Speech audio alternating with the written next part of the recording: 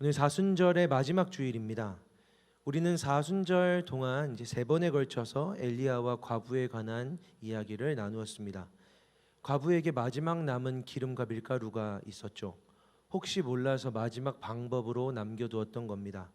마지막 방법이었는데 끝이 나지 않는 기근 속에서는 겨우 죽기 전 마지막 한 끼밖에는 되지 않았습니다. 나와 아들은 이제 이거 먹고 죽을 겁니다 라고 혹시나 했던 마지막 희망이 절망으로 바뀌었던 그때, 그냥 이제 죽고 끝내자, 이제 죽음으로 끝을 내자라고 했던 그때, 그 마지막 자리에, 시간에 하나님이 찾아오셨습니다. 과부의 마지막 방법이 우리 하나님이 되셨을 때 그 집에 기적이 있었습니다. 그런데 그 과부의 삶에 하나님이 일하시기 시작하시는 때에, 과부의 삶에 하나님의 기적이 일어나고 있을 때에 그녀가 경험한 것은 놀랍게도 죄를 떠올린 겁니다. 자신의 죄가 생각난 겁니다. 놀라운 기적을 경험하면서 그녀는 자기 죄를 떠올렸습니다. 그녀가 지나왔던 비참한 시간 속에서 그녀가 품고 저질렀던 죄가 있었습니다. 어쩌면 심지어 이 아들에 대해서 품었던 죄악된 마음도 있었는지 모르겠습니다. 그런데 그녀의 삶에 하나님이 오셨고 하나님의 기적들이 일어나고 있는데, 하나님이 이렇게 가까이 오시자 그녀는 그 죄를 떠올리기 시작했다라는 겁니다. 하나님을 대면하고 주여 저를 떠나시옵소서 저는 죄인입니다 라고 고백했던 구약의 많은 인물들처럼 하나님을 알지 못하던 이 이방 여인이 하나님의 역사를 경험하면서 자신 안에 있었던 죄를 깨닫기 시작했습니다. 그렇게 그녀의 죄가 이렇게 드러났더니 그 다음에는 자기 아들이 죽습니다. 사실 아들이 죽어서 그렇지 모든 사람이 그러하듯 병들어 죽은 것인데, 그 시기는 기근의 시기이고 많은 사람들이 죽어나가는, 병들어 죽어가는 시기인데, 그녀는 아들의 죽음을 당연히 이 기근의 시기에 있을 법한 죽음이라고, 비극이라고 생각하지 않고 하나님 앞에서 나의 죄로 인한 죽음이라고 생각했습니다. 자기 아들이 죽었는데 내 죄 때문에 내 아들이 죽었다라는 생각에 이르게 된 겁니다. 하나님이 그녀에게 찾아오시지 않았다면 그냥 불행한 죽음이라고 생각했을 겁니다. 하나님이 그녀에게 찾아오시지 않았다면 내 아들이 병들어 죽었구나, 지지리도 복도 없는 인생이다라고 생각했을 겁니다. 지극한 불운, 끔찍한 불행이라고 생각했을 겁니다. 하지만 하나님을 만난 그녀가, 하나님이 자신의 삶에 찾아오심을 경험한 그녀가 결론 내린 것은 내 죄로 인한 죽음이다 였습니다. 그녀는 내 죄를 떠올리게 하셨고 내 죄로 인해 내 아들이 죽게 하려고 당신이 오셨습니까? 라고 엘리야에게 물었습니다. 질문이었고 고백이기도 합니다. 아픈 탄식이기도 합니다. 그리고 하나님은 그녀의 고백, 그 다음 순간에 그 아들을 살려주십니다. 하나님이 그녀에게 그녀의 죄를, 그녀의 아픔을, 그녀의 고통을 드러내신 것은 심판하시기 위함이 아니었습니다. 다시 살리기 위해서, 다시 고쳐주시기 위해서였습니다. 완전히, 오히려 완전히 살려주시기 위함이었죠. 죄를 인정하는 것이요, 이게 죄군요, 죄로 인해서 이러한 일이 생겼습니다라고 고백하는 것이요, 하나님에 대해서 죽는 것은 하나님이 하나님 앞에서의 생명으로 바꾸어 주십니다. 그래서 결국 아들의 죽음도 그녀에겐 축복이 되었던 겁니다. 요한일서에 이런 말씀이 나옵니다. 만일 우리가 우리 죄를 자백하면 그는 미쁘시고 의로우사 우리 죄를 사하시며 우리를 모든 불의에서 깨끗하게 하실 것이라. 하나님이 원하시는 것은 심판이 아니라 깨끗하게 하심입니다. 왜 오셔서 저의 죄를 드러내셔서, 왜 오셔서 제가 죄인임을 알게 하셔서 제 아들을 죽게 하십니까? 하나님은 대답하신 겁니다. 너를 깨끗하게 하기 위함이다. 사랑하는 여러분, 우리의 어둠을, 우리의 숨은 죄악들을 드러내시는 분은 하나님이십니다. 우리가 그렇게 나눴죠. 설교를 하고 말씀을 듣고 청년들이 이런 것들이 드러나고 이런 생각들이 자꾸 나와요. 하나님 힘들어요. 목사님 이런 것들이 떠오르는데 이것도 하나님이 드러내시는 건가요? 라는 이야기들을 막 물어왔습니다. 여러분, 어둠은, 시꺼먼 어둠은 드러낼 수 있는 기능이 없습니다. 어둠이라는 것은 드러내어 보이게 할 수 있는 존재적인 기능 자체가 없습니다. 우리의 죄가 어둠이라면 그 어둠은 다른 어둠에 의해서 숨겨지지 드러나진 않습니다. 어둠을 드러낼 수 있는 빛, 어둠을 이기시는 빛은 오직 하나님께만 있는 빛입니다. 하나님이라는 빛이죠. 그래서 우리 어둠이 드러났을 때 여러분, 말씀을 듣고 예배를 드리고 여러분이 삶에서 살아가면서 여러분의 어둠이, 여러분의 모자람이, 여러분의 부족함이, 여러분의 아픔이, 지난 죄악들이, 상처가, 고통이 드러났을 때 그것을 드러내시는 분은 여러분 안에 있는 가득하게 일하시는 사탄이 아니라 하나님이시라는 겁니다. 여러분 안에 하나님이 떠오르게 하시는 겁니다. 죄를, 어두움을. 그리고 그때 우리는 비록 죽음 같아도, 부끄러워도, 괴로워도, 수치스러워도 하나님, 이것이 하나님 앞에서 저의 죄입니다. 하나님, 이것이 하나님이 드러내신, 하나님이 보여주신, 하나님이 알게 하신, 하나님이 생각하게 하신, 하나님, 이것이 제 죄악입니다 라고 고백할 때 드러내신 하나님이 고쳐주신다. 드러내신 하나님이 치유하신다. 드러내신 하나님이 기어이 반드시 회복하신다. 그게 성경에 나와 있는 하나님의 약속이죠. 그러나 책망을 받는 것은 모든 것들이 빛으로 말미암아 드러나나니 드러나는 것마다 빛이니라. 이게 성경의 약속입니다.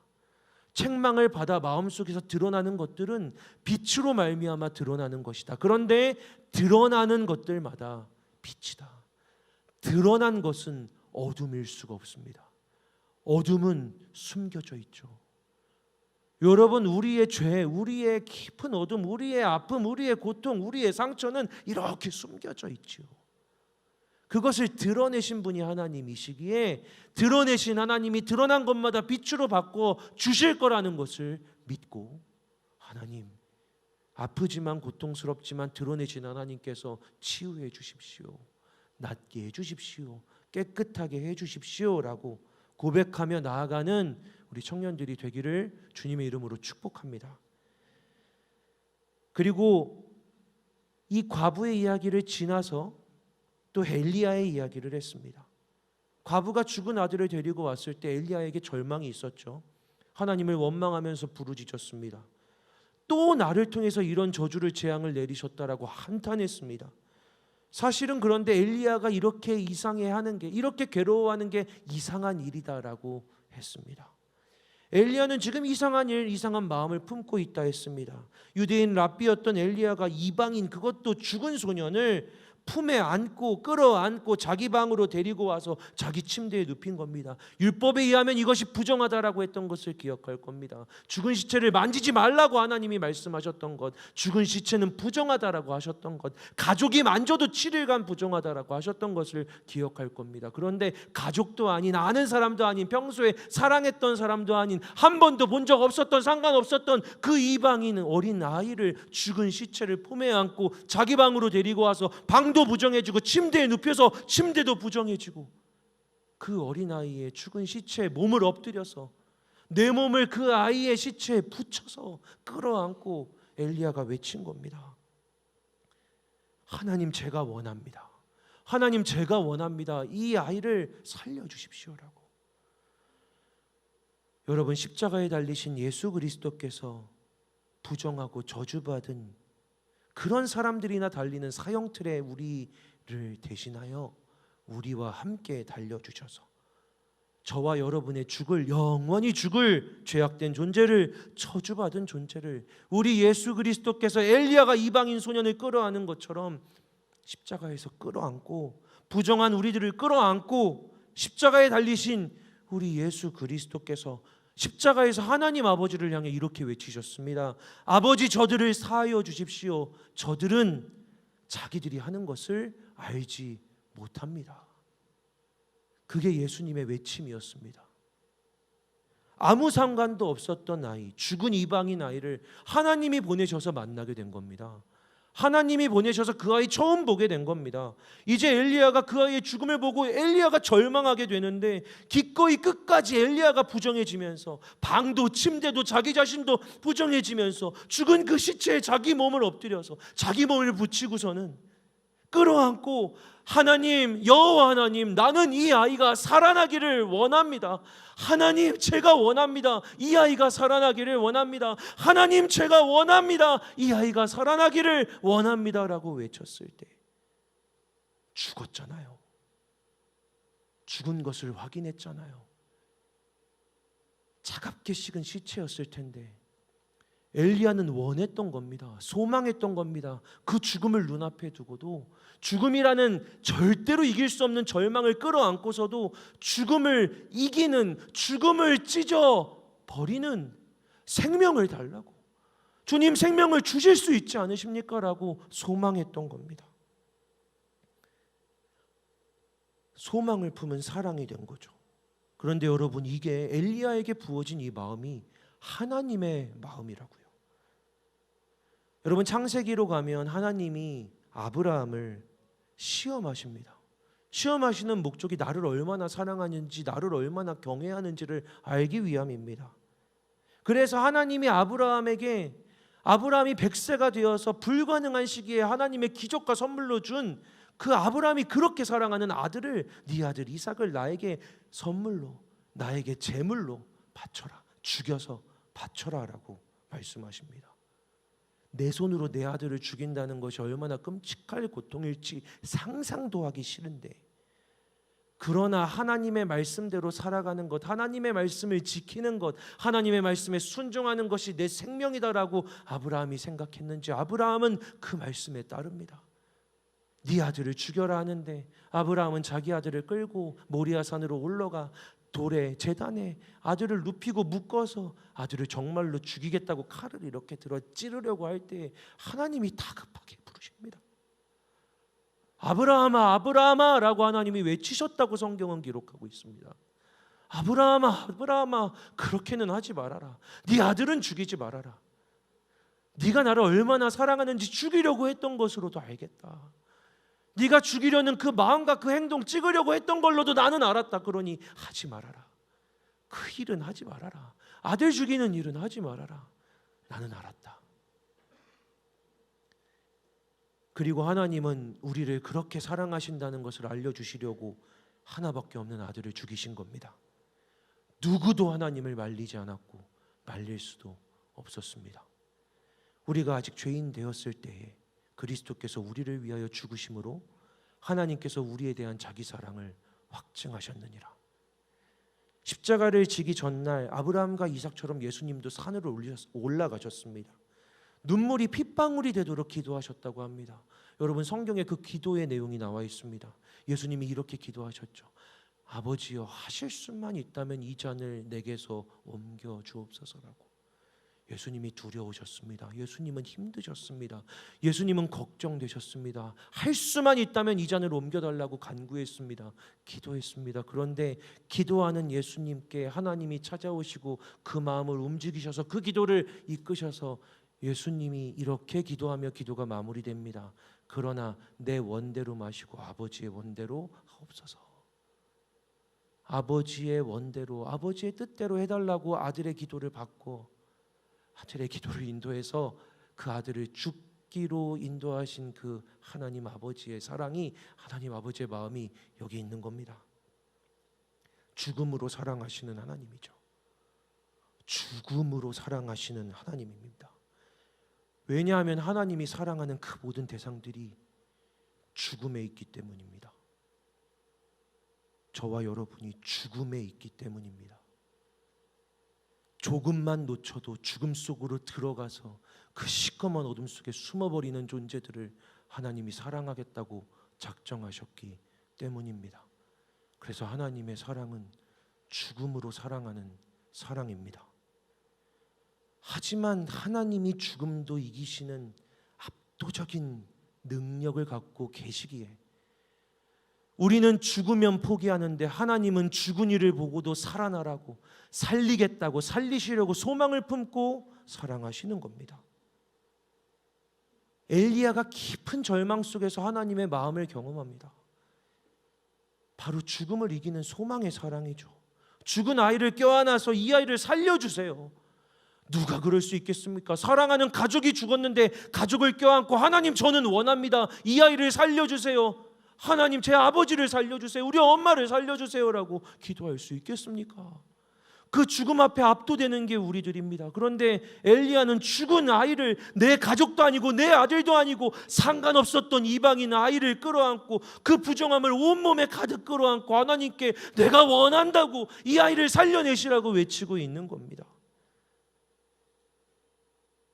감히 소망합니다. 하나님 살려주십시오라고.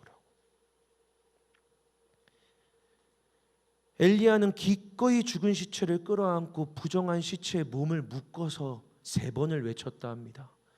예수께서 3일 만에 부활하신 것처럼 3번을 살려주십시오, 살려주십시오, 살려주십시오라고 외쳤을 때 하나님이 그 소리를 들으시고 살려주셨다. 그게 오늘 우리가 읽은 이 이야기의 결론입니다. 엘리야가 가질 수 없었던 상관없는 이방인 아이를 향해 그 아이를 살려달라고 외치는 그 마음을 품고 엘리야는 이스라엘로 돌아갑니다. 여러분, 엘리야가 이스라엘에서 어떻게 지냈는지 기억하십니까? 기근으로 그 땅이 말라 비틀어져 가고 있을 때, 기근으로 그 땅에 이스라엘 백성들도 죽어가고 있을 때, 내 형제 내 동포가 저기서 죽어가고 있는데 엘리야는 숨어서 시냇물 마시며 까마귀가 갖다 주는 음식 먹으며 숨어 지냈습니다. 자기 형제가, 자기 동포가 죽어갈 때에도 엘리야가 부르짖어 하나님께 땅을 치면서 하나님 살려주십시오. 제가 원하니 이 백성을, 이 땅을, 이 민족들을 주님 살려주십시오. 주님 그만하십시오. 하나님 제발 비를 내려주십시오. 하나님 제발 이곳에, 하나님이 비를 그치겠다 하셨지만 하나님 이제는 비를 내려주십시오. 사람들이 죽어갑니다. 하나님 내 형제가, 내 백성이 죽어갑니다 라고 외치지 않았던 엘리야입니다. 내 백성들인데도, 내가 사랑하는 내 형제, 내 자매, 내 친척들인데도 엘리야는 하나님이 말씀하실 때까지 그냥 기다릴 뿐이었습니다. 아직은 엘리야에게 그들이 사랑의 대상은 아니었던 거죠. 그런데 아무 상관도 없는 이방 땅으로 하나님이 보내셔서 그 이방에서 어린아이를 만나게 하셨는데 하나님이 그 아이를 보고 하나님의 절망을 엘리야에게 부어주셨더니 하나님이 아무 상관도 없었던 그 아이를 향한, 이방인 죽은 아이를 향한 절망을 엘리야에게 부어주셨더니 엘리야에게 하나님의 마음이 들어간 겁니다. 엘리야에게 하나님의 마음이 생긴 겁니다. 아무 상관도 없는 아이를 보고 하나님의 마음을 품고 하나님 제발 살려주십시오. 내 동포가 죽어가도 가만히 있었던 엘리야가 죽은 이방인 아이를 끌어안고 하나님 제가 원합니다. 이 아이를 살려내십시오라고 외쳤던 겁니다. 엘리야의 마음이 아니라 하나님의 마음인 거죠. 그리고 그 마음을 품자 엘리야를 이제 이스라엘 땅으로 돌려보내십니다. 그리고 이스라엘에 비를 내려주십니다. 엘리야에게 필요했던 건 하나님의 말씀을 기다릴 인내가 아니라 하나님의 마음을 품을, 하나님의 마음을 품을 그 마음의 자리였던 겁니다. 지난주일 예배를 드리며 여러분을 보면서 설교를 하는데, 지난주일 예배 때 기도하고 또 찬양을 하는데 그냥 계속해서 흐르는 눈물이 예배가 끝나도 계속, 월요일이 되어서도 그냥 가만히 있는데 눈물이 주룩주룩 흐르는 것을 경험했습니다. 제 감정이나 마음과 상관없었어요. 왜냐하면 월요일은 저 쉬는 날이니까 좋은 날이란 말이에요. 근데 그냥 자꾸 눈물이 흐르길래 이건 하나님의 마음인가 보다. 이방 나라 일본 가서 품었던 절망을 생각합니다. 그렇게 아파하시는 하나님 마음이었구나. 상관없다고 생각했던 이들인데 그렇게 사랑하시는 하나님의 마음을 이렇게 품고 보니 하나님의 마음이 내 마음이 아니라 하나님의 마음이 부어졌구나 생각하게 됐습니다. 그리고 돌아와서 내 몸된 여러분을 보는데, 그리고 돌아와서 여기서 예배하고 있는 여러분들을 보는데, 예배하기에 아무 제약도 없고 지장도 없고 그냥 이렇게 좋은 환경에서 이렇게 좋은 모든 인프라, 이 교회에서 하나님을 예배하는 여러분들을 보는데 왜 그렇게 마음이 아픈지, 왜 그렇게 눈물이 나는지 궁금했습니다. 하나님은 이들을 보면서 왜 마음이 아프십니까? 하나님은 이들을 보면서 왜 마음이 아프십니까? 외쳐도 듣지 못하는 이들을 보며 하나님이 절망하십니까? 아프면서도 아픈 줄 모르는 이들을 보며 하나님 아파하십니까? 죽어가고 있는데, 그 영혼이 어둠 가운데 있는데 죽은 줄 모르고 어둠 속에서 버둥거리지도 않고 잠자는 줄 알고 그렇게 있는 이들을 보며 하나님은 아파하십니까? 묻고 구했습니다. 엘리야가 그 이방인 소년을 사랑하는 마음을 갖게 되고 부르짖어 살리심을 경험했을 때, 여러분, 엘리야가 처음으로 들은 말이 있습니다. 사역을 시작하고 첫 단계죠. 처음으로 그 말을 들은 겁니다. 내가 이제야 당신이 하나님의 사람이시오, 당신의 입에 있는 여호와의 말씀이 진실한 줄 알겠습니다. 그 전에 기적을 행했을 때도 그런 말을 하지 않았습니다.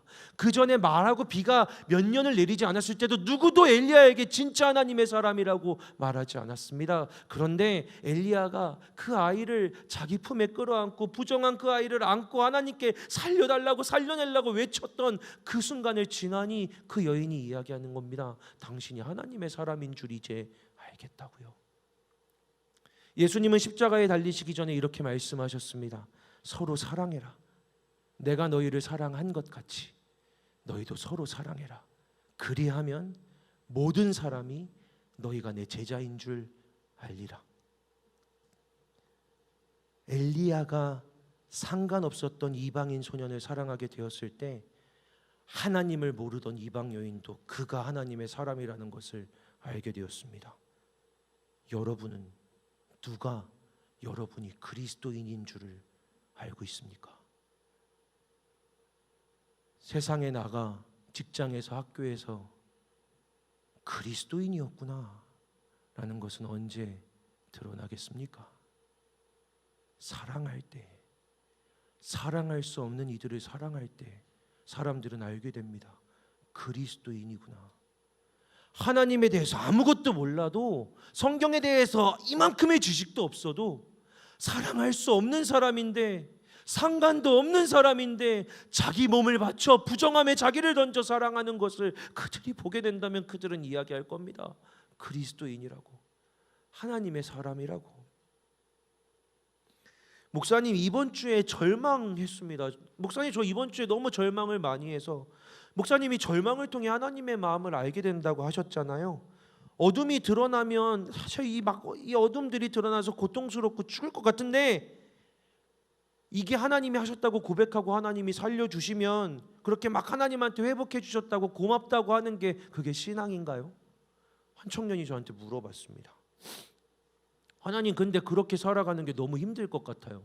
목사님, 그런 신앙생활이 너무 힘들 것 같아요. 저는 행복하고 싶은데 안 행복할 것 같아요. 목사님은 행복하세요? 라고 물어봤습니다. 목사님은 하나님을 믿으면서 결국 행복해지셨나요? 여러분은 어떻습니까? 하나님을 믿으면서 결국 행복해지셨습니까? 결국 행복해지셨습니까? 저도 문득 뭐라고 대답해야 될지 모르겠더라고요. 모르겠어요. 첫 마디는 이렇게 나왔거든요. 나 행복한데? 안 믿더라고요. 거짓말하지 마세요. 나 행복해. 나도 지금 고된가? 난 언제 행복했지? 생각했습니다. 최근에 언제 가장 행복했더라? 고민했습니다. 그런데 문득 그 친구 앞에서 그 장면이 막 떠오르더라고요. 출근해서 제가 일하는 날에 오후 4시에 제 기도하는 시간, 제가 4시에 기도한다고 했는데 새벽 4시인 줄 알고 저를 존경하는 청년들이 있던데, 오후 4시에 제가 기도하는 시간에 한적한 기도방에서 무릎 꿇고 기도하던 어느 날에 있던 일, 이전에도 한번 이야기했지만 기도하다가 그냥 그날따라 담담하게 이렇게 소리내어서 말했거든요. 하나님, 저는 이런 존재인데 제가 되게 부족한데 이런 부족한 저라도 하나님이 저를 필요로 해주셨으면 좋겠어요. 하나님, 저는 하나님이 저를 필요로 하셨으면 좋겠어요 라고 이야기해놓고 갑자기 막 목 놓아서 울었던 그날이 떠오르는 겁니다. 언제 행복했지를 생각했는데 막 울었던 그날이 막 떠오르는 거죠. 그렇게 막 하염없이 울다가 기도를 이렇게 마무리했거든요. 하나님, 제가 하나님 너무 사랑해서 그래요. 하나님, 제가 사랑해서 그렇게 말했던 거예요 라고. 그렇게 잊었던 날입니다. 그 청년한테 이야기를 하면서 야, 나 행복한데 라고 이 장면이 떠올라서 이 얘기를 막 해줬습니다. 그런데 이 얘기를 하고 있는데 또 한 장면이 떠오르는 겁니다. 정말로 잊고 있었던 한 24년 된 일이 갑자기 떠오르더라고요. 24년이 된 일입니다. 아내가 저기 있어가지고 24년이 되었다라고 정확하게 얘기하겠습니다. 24년 된 일인데 20대 초반 때 제가 사귀고 있었던 친구가 있었거든요. 그 친구에게 들었던 참 상처가 됐던 이별의 말이 갑자기 24년 만에 떠오르는 겁니다. 이거 분명히 하나님이 드러내신 거죠. 왜냐하면 23년 전에 제가 무슨 말을 했는지도 기억이 안 나는데, 제가 몇 살이었는지도 잘 기억이 안 나요. 23년 전에는. 그런데 그 말이 확 떠오르는 거죠. 그 말은 이런 말이었습니다. 동주야, 나는 너를 사랑하는 것 같지는 않고 네가 너무 잘해줘서 네가 필요했던 것 같아. 그러니 우리 헤어지자. 난 널 사랑하는 것 같지 않아. 그 말을 이제 들은 거죠. 저는 사랑할 줄도 모르고 사랑받을 줄도 모르고 사랑받을 자신도 없었던 그냥 20대 초반의 평범한 한 남자애였습니다. 사랑받을 자신이 없어서 무작정 잘해주고 어떻게든 도와주고 그냥 착한 사람, 그러다 매력 없는 사람이 되어서 필요한 사람, 나를 설레이지 않게 하는 사람은 싫다라는 말로 차인 거죠. 경기 고등학교에서 청담역으로 내려가는 그 길바닥에 앉아가지고 슬퍼하며 하염없이 울었던 기억이 막 떠오르더라고요. 20년이 넘은 일입니다. 근데 그 청년과 이야기를 하는데 갑자기 이 장면이 떠오르면서 하나님이 제 마음에 이렇게 말씀하시는 것이 느껴졌습니다. 동주야, 나에게 필요한 사람이 되고 싶다고 말했던 너의 순수한 마음이 나한텐 사랑으로 경험된다. 그게 나한테 사랑이 맞다. 나에겐 부족함이 없는데 부족한 너를 필요로 하는 게 바로 내 사랑이다. 네가 하나님이 날 필요로 했으면 좋겠다라고 말했을 때 나에겐 기쁨이 있었다. 제가 그때 알았습니다.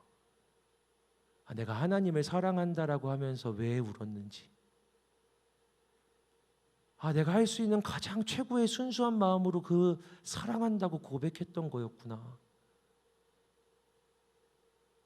하나님은 그 일을 드러내셨고 고쳐주셨구나. 친구한테 말하면서 제가 더 행복해지더라고요. 야, 너무 고맙다. 네가 물어봐줘서 너한테 얘기하다가 내가 너무 행복해졌다. 진짜 고맙다. 오늘 너를 통해서 하나님을 더 알게 됐어.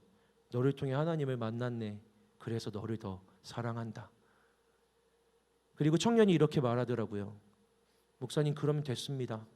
목사님이 결국 행복하시다고 하니까 저도 지금 힘들어도 한번 믿고 가보겠습니다. 여러분, 우리 중에 누구도, 여기 나와 있는 사람들 중에 그 누구도 하나님이 나를 사랑하신다는 사실에 반대하시는 분은 없을걸요.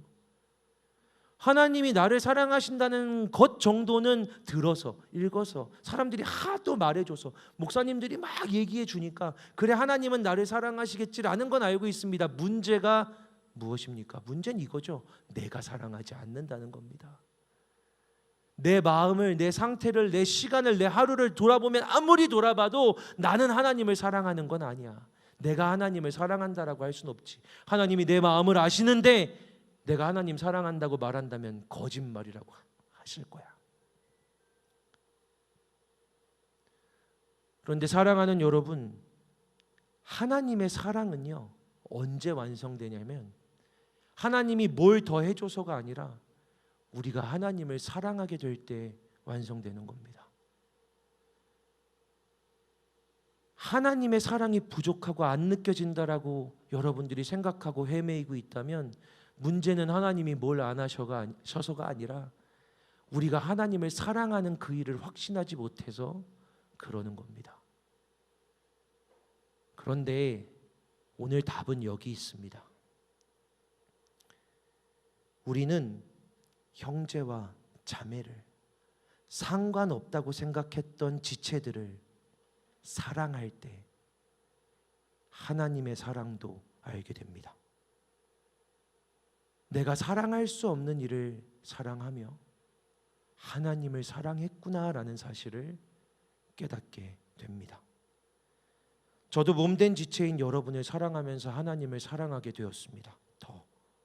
처음 이곳에 왔을 때 광야 같았던, 진짜 이방 땅 같았던, 과부들 같았던 여러분의 모습을 기억합니다. 제가 혼자 미친 사람처럼 뛰어내려와서 여러분들은 아무도 나를 보지 않는 것 같은데 우리 하나님을 사랑한다라고 말하게 해라라고 막, 우리 하나님을 사랑한다고 고백하게 해라라고 막 외쳤던 그날이 저는 아직도 기억납니다. 그날이 있었습니다. 그런데 그때 저는 몰랐습니다. 이렇게 사랑하게 될 줄, 이렇게 보기만 해도 눈물이 날 줄 몰랐습니다. 안쓰러워서 이 자리를 떠나지 못하게 될 줄도 몰랐습니다. 안타깝고 그립고 사랑하는 공동체가 될 거라고 그때는 생각도 하지 못했습니다. 그래서 그 절망 같은 시간도, 그 고통스러운 시간들도 지나가게 하셨구나.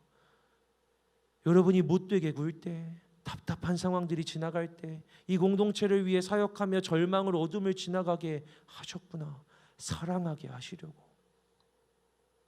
우리가 서로 사랑할 때, 여러분, 우리가 서로 사랑할 때 그때 비로소 결국 하나님도 사랑하게 됩니다. 보이지 않는 하나님을 이 사람도 사랑하지 못하면서 사랑할 수 있으리라고 꿈꾸지 마십시오. 이방인 죽은 아이를 사랑하고 나서야 엘리야는 하나님의 마음을 경험했습니다. 여러분, 말씀을 마무리할까요? 좌우에 있는 사람들을 한 번만 봐주시겠습니까? 좌우에 앞뒤에 모르는 사람일지라도 주로 예배할 때 항상 거기 앉는 사람들이잖아요, 그죠? 여러분, 그 사람을, 그들을, 그를, 그녀를 사랑하라라고 하나님이 명령하시면 어떻게 대답하시겠습니까? 하나님, 저 사람 모르는데요. 하나님, 저 사람은 저랑 안 맞아요. 오늘 잘못 앉은 거예요. 죄송합니다. 하나님, 제가 원래 여기 안 왔는데 오늘만 잘못 앉았어요. 다음 주에 물어봐 주세요. 다음 주에 제대로 앉을게요 라고 대답하실 겁니까? 어떤 사람들은 우리에게 이해가 되지 않습니다. 뭐 저런 게 다 있지 싶은 사람들도 있습니다. 때로는 상관이 없다라고 생각했던 목장의 식구들을 바라보면서, 여러분, 공동체의 누군가를 바라보면서, 아니, 여러분 그런 날 많잖아요. 이 공동체를 바라보면서, 와, 우리는 왜 이래? 한수문 교회는 왜 이러는 거야? 칸토는 도대체 왜 이러는 거지? 생각하실 때가 있습니까? 우리는 왜 그러는 걸까? 우리를 두고 절망하실 때가 있습니까? 우리 예배는 왜 이렇게 긴 거야? 하루 이틀도 아닌데 포기할 때도 됐잖아요. 여러분, 절망하고 낙담하실 때가 있습니까? 그런데 여러분, 하나님이 가까이 오셨을 때 하나님이 공동체를, 지체를 향해 절망하는 마음을 품게 하신다면 여러분, 꼭 그 마음을 하나님 안에서 경험하고 품어 그렇게 바라보시는 하나님의 마음도 느끼게 되기를, 그래서 하나님을 사랑하게 되시기를, 그래서 하나님의 사랑에 대해서 의심하지 않고 이제는 하나님의 사랑의 행복으로 거하게 되기를 주님의 이름으로 축복합니다. 사랑을 해야 하나님의 사랑을 경험할 수 있는 겁니다. 기도하겠습니다.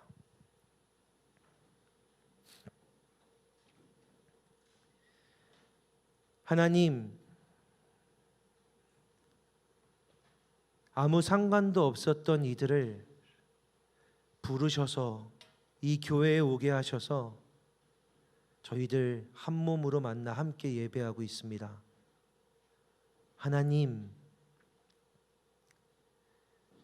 그냥 매주 만나는 사람들인데, 만나게 하신 분이 하나님이신데, 그냥 내가 아는 사람들하고만 어울리고 그렇게 친했다가 안 친해졌다가 왔다 갔다 하다가 공동체가 지친다라고 떠나가는 우리의 모습을 이제는 지나 하나님, 우리에게 이 공동체를 한 사람 한 사람을 바라보시는 하나님의 마음을 부어주시고, 하나님, 이 공동체를 사랑하는 이 지체들을 향한 하나님의 절망도, 그 절망을 이기는 사랑도 우리 마음에 품어 이 공동체를 한소망 청년교회 간토를 생각하며 기도할 때마다, 우리 목장의 식구들을 생각하며 기도할 때마다, 내 옆에 앉아 예배하는 그 사람을 생각하며 기도할 때마다 엘리야가 기도했던 것처럼, 이방인 소년도 끌어안고 기도했던 것처럼, 주님, 이 죽어가는 이를 살려주십시오라고 하는 기도를 우리의 입에 부어 주시옵소서. 예배하며 죽어가고 있는, 예배하는 내 옆자리에서 하나님을 구하고 찾고 바라보지 못하고 있는, 내 옆자리에서 뻔하게 주님께 집중하지 못하는 이 지체를 그냥 내버려 두지 말게 하여 주시고, 타는 아픔으로 절망으로 옆에 있는 우리의 지체들을 위해 기도하며 함께 주님께 나아가 궁극적으로 우리를 사랑하시는 주님의 마음을 경험하게 하여 주시옵소서. 그때 우리도 주님을 사랑하게 하실 그 은혜를, 행복을 기대하며 예수 그리스도의 이름으로 기도합니다. 아멘. 우리 시간 자리에서 함께 일어나 우리 찬양하고 같이 또 기도합시다.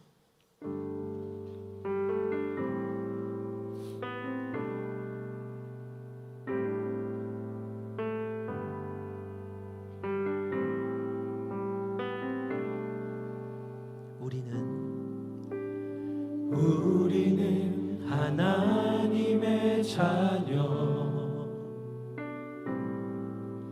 주 사랑 안에 우리 거할 때 주님 나를 사랑하신 것 같이 우리도 서로 사랑할 수 있네. 우리는 주의 몸된 교회, 모든 지체가 하나 될 때 예수님의 마음을 닮아가며 고통과 즐거움 함께 나누네. 하나님 안에서 우리 서로 이어져 주가 거하실 성전이 되네. 모퉁이 돌 되신 예수와 하나 되게 하신 성령 안에 함께 지어져 가네.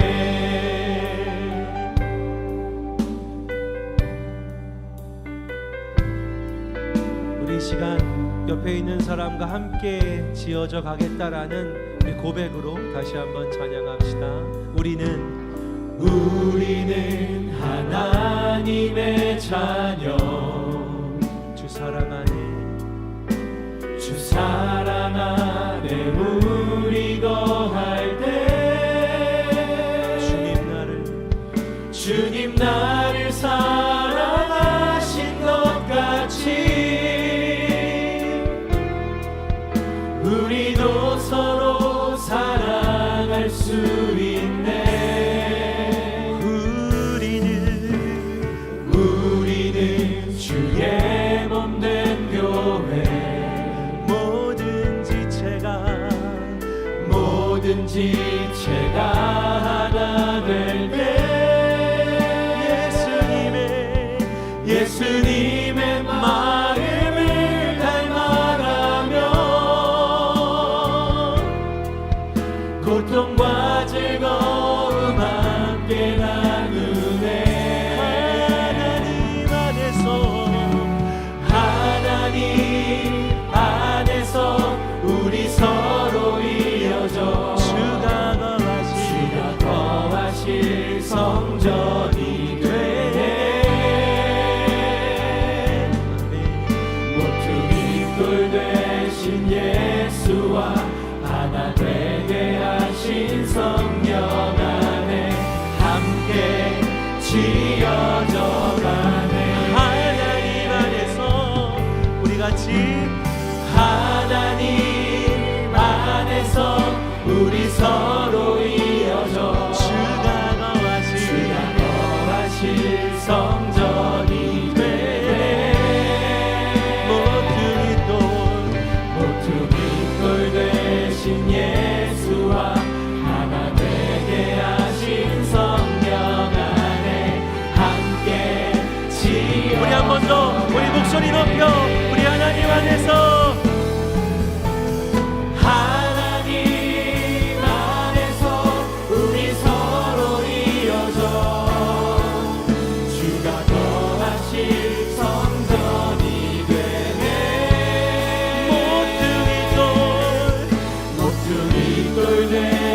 예수와 하나 되게 하신 성령 안에 함께 지어져 가네. 너를 위해 기도해. 너를 위해 기도해. 눈에 보이지 않아도 주가 일어나심을 믿네. 주께서 세우신 이 교회와 하나 되게 하시길 마음 다해. 사랑하는 여러분, 우리 옆쪽 보면서 서로 축복하며 찬양합시다. 너를 위해 기도해. 눈에 보이지 않아도 주가 일어가심을 믿네. 주께서 세우신 이 교회와 하나 되게 하시길 마음 다해 힘써 지키라. 너를 위해 기도해. 눈에 보이지 않아도 주가 일어나심을 믿네. 주께서 세우신 이 교회와 하나 되게 하시길 마음 다해 힘써 지키리라. 청년의 시간이 짧다고 금방 지나간다고 하죠. 여러분, 하나님이 가장 아름다운 때에 만나게 하신 우리 옆에서 함께 하나님을 구하고 예배하게 하신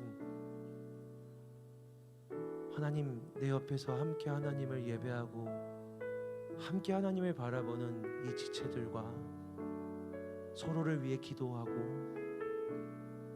말도 안 되게 그 사람을 위해 기도하며 아파하고 절망하는 마음도 품게 하여 주시고, 나를 위해서도 울지 못했던 내가 저 사람을 생각하며 하나님의 마음으로 아파하고 눈물을 흘릴 때 하나님, 나도 사랑하시는구나, 하나님의 마음이 여기 있구나 경험하게 되는 우리가 되기를 너무 소망합니다.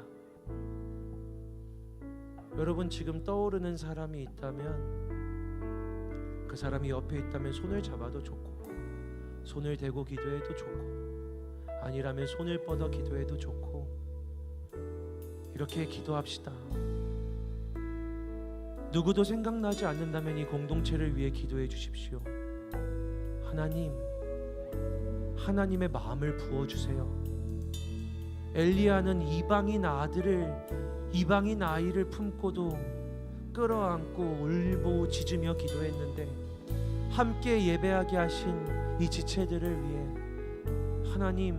하나님의 아픔을, 하나님의 눈물을, 하나님의 마음을 부어주셔서 정말 이 공동체를, 내 지체를 향한 하나님의 마음을 우리가 경험하고, 하나님, 그때 우리 안에 하나님의 사랑이 있구나, 하나님이 이 공동체를 진짜로 사랑하시는구나, 하나님이 이 영혼 한 사람 한 사람을 향해 아파하시고 기억하시고 사랑하시는 하나님의 마음이 있구나, 우리를 향한 위로하기 원하시는, 위로하고 싶으셔서 이 교회를 세우신 하나님의 소망이 있구나라는 것을 우리로 경험하게 하여 주시옵소서.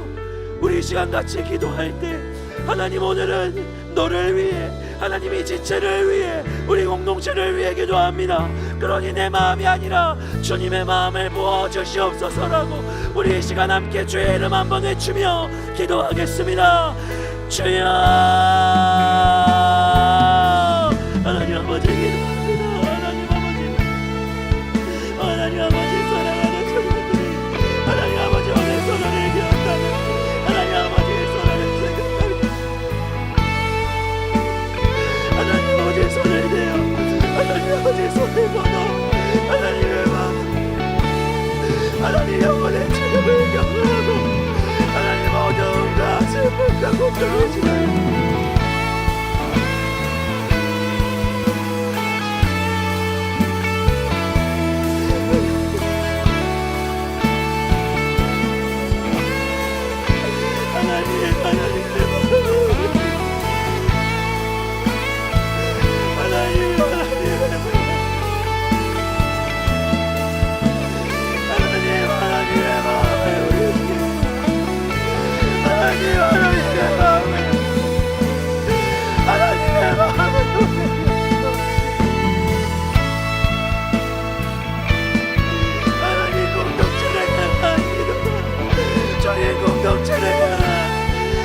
사랑하는 지체들을 향한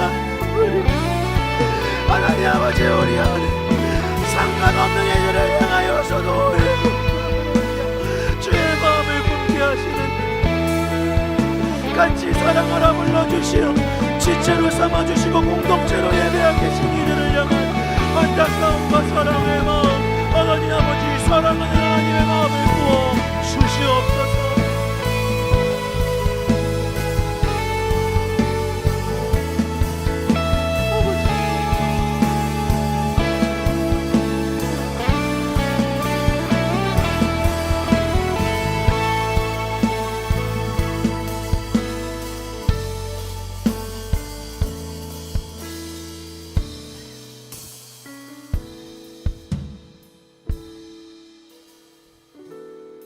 너를 위해 기도해,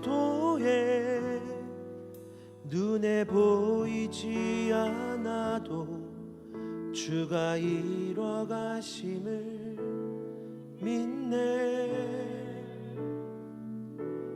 주께서 세우신 이 교회와 하나 되게 하심을 마음 다해 힘써 지키. 마지막으로 너를 위해 기도해, 너를 위해 기도해, 눈에 보이지 않아도 주가 이뤄가심을 믿네. 주께서 세우신 이 교회와 하나 되게 하심을 마음 다해 힘써 지키리라. 우리를 하나로 부르신 예수 그리스도의 이름으로 기도합니다.